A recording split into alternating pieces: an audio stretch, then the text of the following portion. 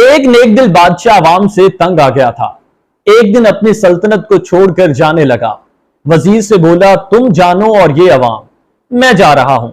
بادشاہ کے ساتھ اس سلطنت میں چھاڑ پونچھ کرنے والا ایک خاکروب بھی ساتھ ہو لیا۔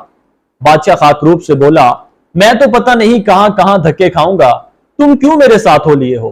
خاکروب بولا، بادشاہ سلامت، آپ سلطنت کے مالک تھے تو خدمت کی، آگے بھی جب تک سانس رہی خدمت کروں گا۔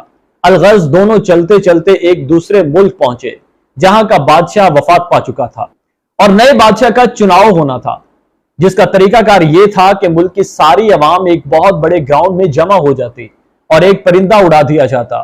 یہ پرندہ جس کے سر پر بیٹھ جاتا وہی بادشاہ بن جاتا تھا۔ بادشاہ نے خاکروب سے کہا، چلو ہم بھی یہ تماشا دیکھتے ہیں کہ کون بادشاہ بنتا ہے۔ الغرض وہ دونوں بھی مجمع میں شامل ہو گئے۔ پرندہ اڑایا گیا۔ گراؤنڈ کا چکر لگانے کے بعد پرندہ اس خاکروب کے سر پر آ بیٹھا۔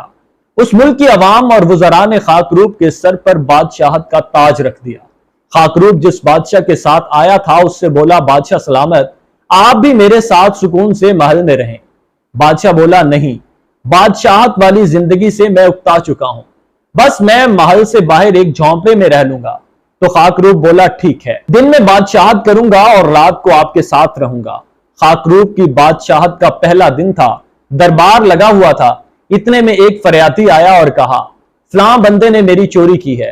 خاکروب بادشاہ نے کہا، فوراً چوری کرنے والے کو حاضر کیا جائے۔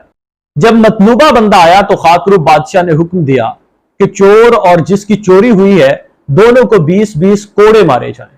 سب حیران ہوئے کہ یہ سب کیا ہو رہا ہے، لیکن بادشاہ کا حکم تھا۔ تھوڑی دیر بعد ایک اور فریاتی آیا اور بولا، فلاں شخص نے مجھے مارا ہے۔ تو خاکروب بادشاہ نے پھر وہی حکم دیا کہ ظالم اور مظلوم دونوں کو 20-20 کوڑے مارے جائیں۔ الغرض دن میں جتنی بھی فریادیں آئیں اس نے ظالم اور مظلوم دونوں کو کوڑے مارنے کا حکم دیا۔ رات کو جب وہ خاکروب بادشاہ کی جھونپڑی میں پہنچا تو بادشاہ نے کہا، او بھائی، یہ سب کیا تماشا تھا؟ تم نے سب کو پٹوا دیا، لوگ کہہ رہے ہیں کہ بہت ظالم بادشاہ ہے۔